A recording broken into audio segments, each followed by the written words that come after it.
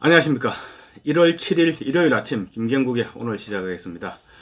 민주당 이재명 대표의 부산대 병원에서의 서울대 병원으로의 헬기 이송을 둘러싼 논란이 좀처럼 사그라들지 않고 있습니다. 보면 사그라들기보다는 오히려 일파만파로 정폭되고 있다, 이런 표현이 맞을 것 같습니다. 지금 119 헬기는 전국에 29기, 그리고 부산에 2기밖에 없습니다. 그런 119 헬기를 이용한 것이 의료계의 집단 반발을 사면서 파문은 더욱 정폭되고 있는 것입니다. 이 대표가 헬기를 이동수단으로 삼았던 것은 특혜 시비는 물론이고 지역의 자존심을 건드렸습니다. 그래서 이재명 대표가 퇴원 후에도, 그리고 이재명 대표의 향후 정치 행보에서도 이 부분은 상당한 부담으로 작용할 것이다, 이렇게 볼 수 있을 것 같습니다. 전국 소아청소년과 전문의들은 이 대표 측근들을 내일 서울중앙지검에 업무방해 혐의로 고발키로 했다, 이렇게 TV조선이 어젯밤에 보도했습니다. 부적절한 헬기 이송으로 부산대병원과 서울대병원의 업무를 방해했다. 이것이 소아청소년과 전문의들의 견해입니다. 임현택 소아청소년과 의사협회 회장은 검찰 고발 이유를 아주 간략하게 설명을 했습니다.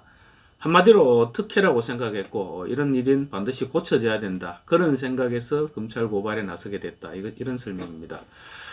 이번 헬기 이송과 관련한 온갖 논란들이 결국에는 사법 문제로 비화된 것입니다.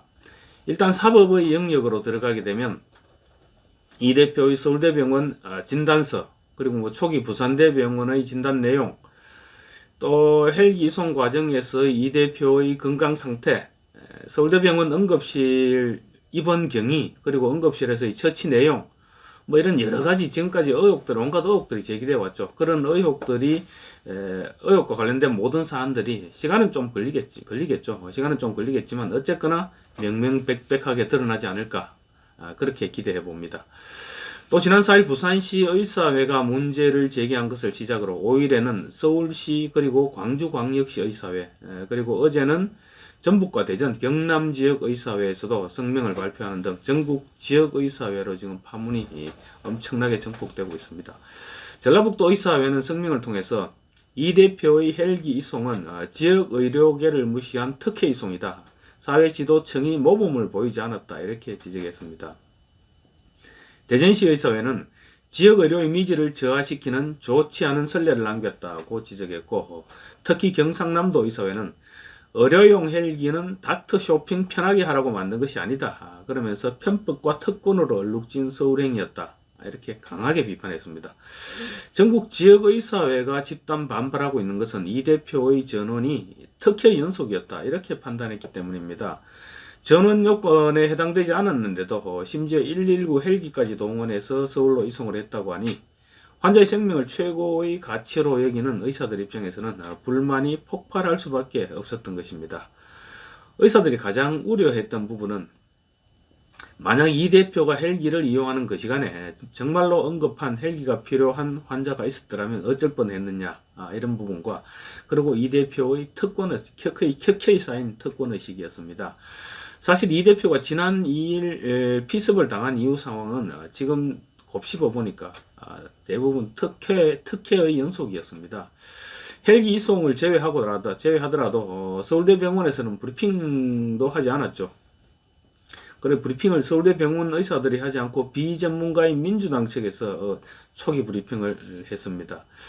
사실 수술 관계자가 아닌 민주당 관계자가 브리핑을 하면 상황 설명을 정확하게 할 수가 없죠. 그래서 뭔가 감추려는 것이 아니냐, 이런 의혹이 제기됐습니다.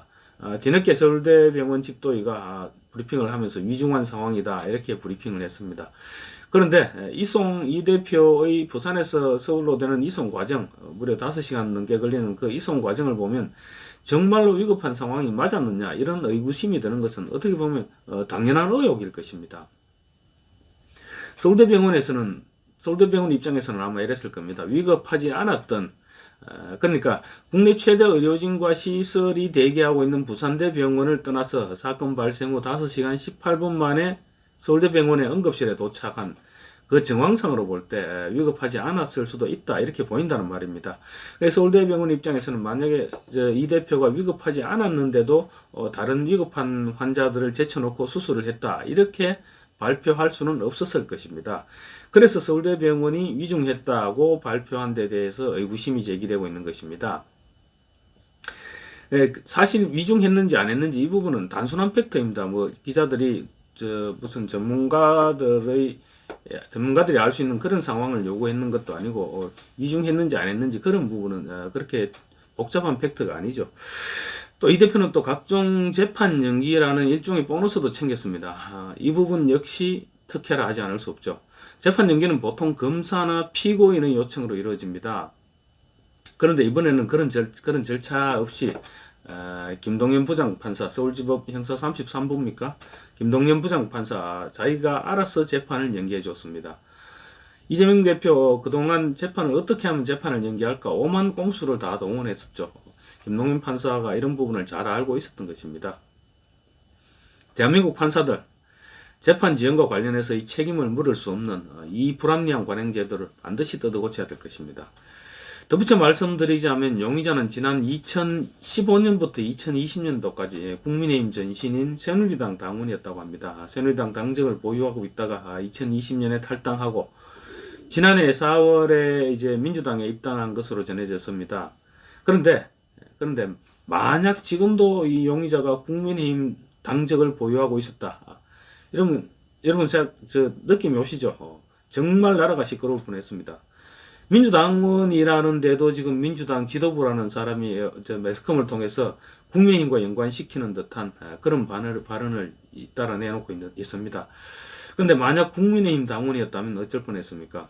아마 엄청난 후폭풍이 들이닥쳤을 겁니다. 생각만 해도 끔찍한 상황입니다. 그리고 민주당 지도부의 이딴 지역 편견 발언들로 부산은 물론이고 지방에 사는 모든 사람들이 엄청난 자괴감을 느꼈을 것입니다. 전국 지역의사회가 릴레이 비판 성명을 내놓는 것도 자괴감과 무관치 않다고 할 수는 없을 것입니다. 그래서 민주당의 지방 비하 논란이 지금 총선의 최대 이슈로 급부상하고 있는 것입니다. 감사합니다.